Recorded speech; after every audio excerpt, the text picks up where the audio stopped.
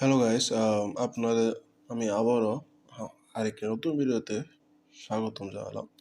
আজকে আমি আপনাদের আমাদের মাইক্রোসফট ওয়ার্ডের এক নতুন পর্বে আপনাদের আজকে inserted pictures, online pictures, shape, smart art, chart and screenshot এইগুলো সম্পর্কে আজকে আমি জানাবো।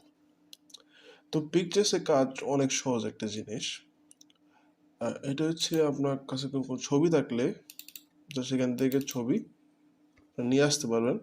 আনার পরে যে এই জায়গায় এটা থাকবে হচ্ছে in line with text, but এটা যদি দিয়ে দেন উইথ টেক্সট ওয়ার্পিং যদি দিয়ে দেন তাহলে আপনি এটাকে যে কোনো জায়গায় মুভ করতে পারবেন, কিন্তু ওইটা থাকলে এটা মুভ হবে না। এটা যদি থাকে এটা মুভ হয় না, এটা এক জায়গায় থাকে।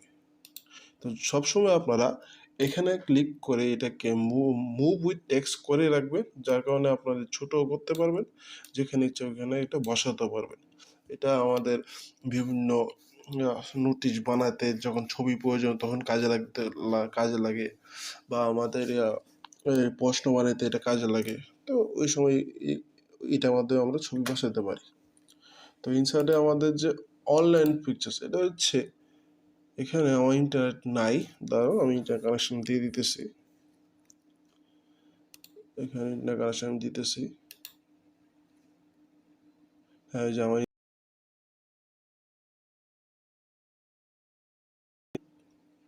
ট্রাই এগেন দিয়ে, এটা হচ্ছে অনলাইন পিকচার। আমার অনলাইনে কোনো পিকচার দরকার, তো এটার মাধ্যমে আমি অনলাইন থেকে পিকচার নিয়ে এসে এখানে দিতে পারবো। এখানে বিং সার্চ আছে, মানে আমার দরকার হচ্ছে একটা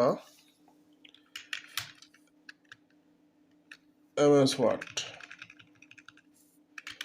এমএস ওয়ার্ড সার্চ করলাম। Okay, 1 minute. এখানে গিয়ে আমি জাস্ট সার্চ করলাম এমএস ওয়ার্ড ফটো।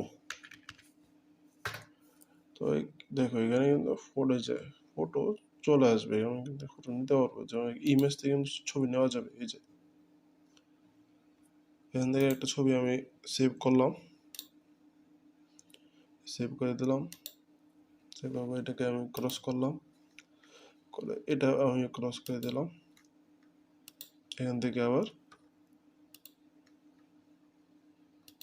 এই ছবি নিয়ে আসলাম।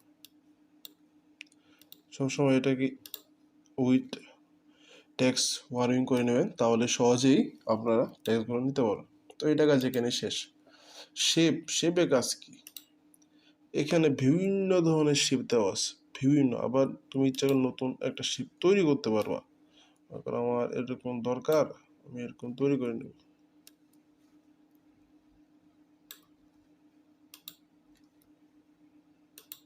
জাস্ট ড্র করতে পারেন, ড্রটা দেখা দিতেছি। নিউ ড্র,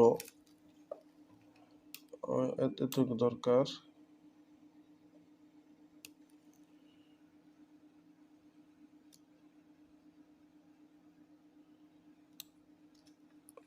ওকে,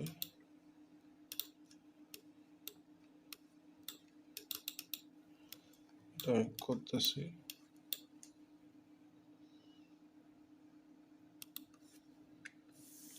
এখানে ড্র টেক্সট বক্স আছে, ওইটার মাধ্যমেও করতে পারবা।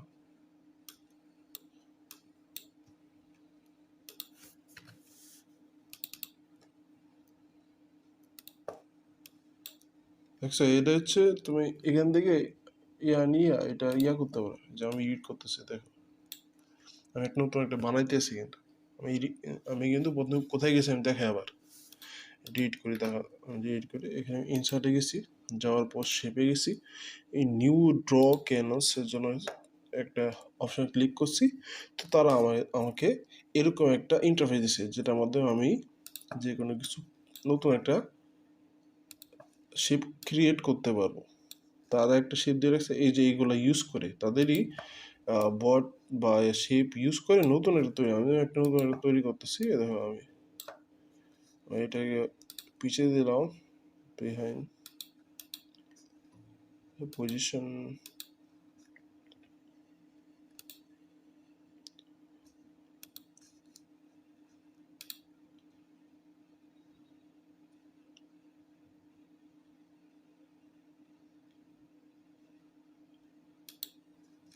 ওকে, এটা উপরে চলে গেছে না?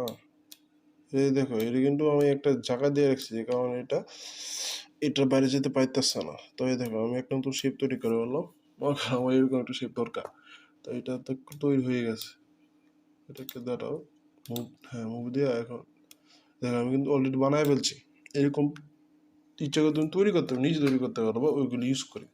এছাড়াও এইগুলোর যে কাজগুলো হয়, যে এই যে টেক্সট বক্স, এটা তুমি যে কোনো জায়গায় ইউজ করে টেক্সট লিখতে পারো। লেখার পরে এখানে ফরম্যাটে গিয়ে যদি শেপ আউটলাইনে নো আউটলাইন করে দাও, তাহলে সেই জায়গা থেকে ওইটা সরে যাবে।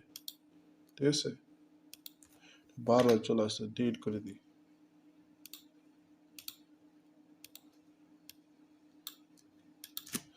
আমি কিছু লিখলাম, লেখার পরে আমি ফরম্যাট আছে এখানে, এখান থেকে শেপ আউটলাইনে চলে গিয়ে নো আউটলাইন করে দিলে তো ওই জিনিসটা গায়েব হয়ে গেছে, তুমি এখন লেখা দেখতে পাচ্ছ।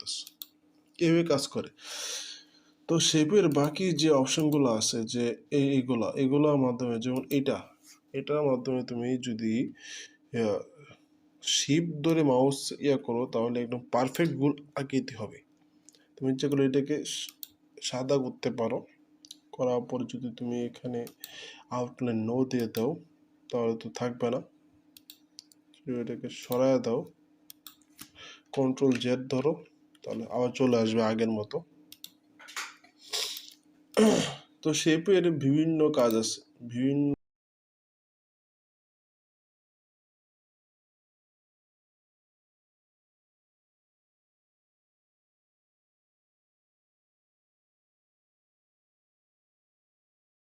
ওইগুলা তোমরা কাজ করতে পারো। আমি জাস্ট কিছু সিম্পল দেখালাম, যেগুলো মনে করো কোনো কাজে লাগতে পারে।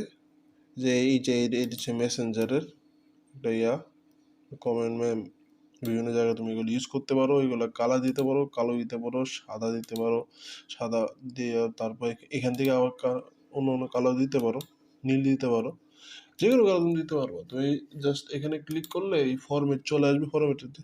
ফরম্যাটের মধ্যে shape feel, shape outline, shape effects দ্বারা তুমি কাজগুলো করতে পারো। ঠিক আছে, এখানে কিন্তু হয়ে গেছে, সেট হয়ে গেছে। তো তো এইটা কাজ এখানে শেষ হলো। তো স্মার্ট আর্ট কি? স্মার্ট আর্ট হচ্ছে যে আমরা প্রশ্নের মধ্যে আমরা বিভিন্ন ধরনের দেখতে পারি। যেমন একটা প্রশ্নের মধ্যে আমি যদি দেখাই, হ্যাঁ এইরকম একটা থাকলো, ত্রিভুজের উপরে আমাদের একটু লিখতে হবে। দাঁড়াও, এটা আমি নিচে নিয়ে যাই, এটা এখানে দেখা যাচ্ছে না। ও, যে এটা মুভ করে নিতে হয়, তাহলে আসবে। এখানে আমার ত্রিভুজের সাথে কিছু লিখতে চাই, তো আমি কিছু লিখলাম। এখানে কিছু লিখতে চাই, লিখলাম। এখানে কিছু লিখতে চাই, লিখলাম। বিভিন্ন ছবি কিন্তু এরকম থাকে, যে মনে করেন প্রশ্ন দেওয়া থাকে যে ত্রিভুজের সাথে কিছু লেখা থাকে এরকম, বা এই ত্রিভুজের ভিতরও, এখানে ত্রিভুজের ভিতর লেখা যায় না, অনেকগুলো আছে লেখা যায়। ঠিক আছে, সেগুলো যে এটাকে এর উপর বসাতে পারি, মানে এই যে ঘরটাগুলোকে যে কোনো ভাগ কাস্টমাইজ করতে পারবো আমরা। আমরা ত্রিভুজে বসিয়ে সেটা বসাই দিলাম, প্রশ্ন দিয়ে দিলাম, মানুষ স্টুডেন্টরা দেখলো, তারা উত্তর লিখলো। এটা প্রশ্নের মধ্যে এটা প্রচুর কাজে লাগে স্মার্ট। যে আমাদের এটা তো ফরম্যাট আছে, ডিজাইন আছে, ইচ্ছা করে ডিজাইন চেঞ্জ করা যায়, বিভিন্ন কালার দেওয়া যায়, যে এই কালার দিয়ে দিলে এটা অন্যরকম হয়ে যাবে। তো আমাদের স্মার্ট আর্টের কাজ এগুলোই। এখানে লিস্ট আছে, প্রচুর লিস্ট আছে, তুমি দেখে কাজ করতে পারো। আমি একটা দেখালাম, আমি যদি সবগুলো দেখে তাহলে ভিডিওটা অনেক বড় হয়ে যাবে। সাইডে যে এটা এটা কিন্তু বিভিন্ন প্রশ্ন আমরা দেখতে পারি। ঠিক আছে, বিভিন্ন প্রশ্নের মধ্যে এটা দেওয়া থাকে, বিভিন্ন প্রশ্নের মধ্যে এগুলো ইউজ করে, যে এটা কিন্তু ইউজ করা থাকে। এটা বিভিন্ন কিছু বোঝাতে জন্য ইউজ করে, যে এখানে একটা থাকে, এখানে একটা থাকে, এখানে একটা থাকে, সাথে এগুলো এরকম থাকে। তো এগুলো বিভিন্ন প্রশ্নের জন্য কাজে লাগে। অলরেডি তোমাকে অনেকগুলো দিয়ে রাখছে, মুভিং পার্ট, সব কিছু দেওয়া আছে। এগুলো ইউজ করে তুমি ডিজাইন দিতে পারো, এগুলো ইউজ করে তুমি নতুন কালার দিতে পারো। যে এই যে এটা এরকম আছে, এরকম দিতে পারো, এরকম দিতে পারো। তোমার ইচ্ছা মতো তুমি কালার করে প্রশ্ন তৈরি করার কাজে গেলে অনেক কাজে লাগে। তো আমার লাস্ট হচ্ছে চার্টের কাজও সেম। আমি একটা চার্ট দেখাই, এই লাইন চার্ট আছে, পাই চার্ট আছে, বার চার্ট আছে, এই এরিয়া চার্ট আছে। মনে করো তুমি যে কোনো ধরনের চার্ট তৈরি করতে পারো। তোমার মনে করো কম্পিউটার সেলস, একটা সেলস দরকার, তো এই যে এখানে চলে আসছে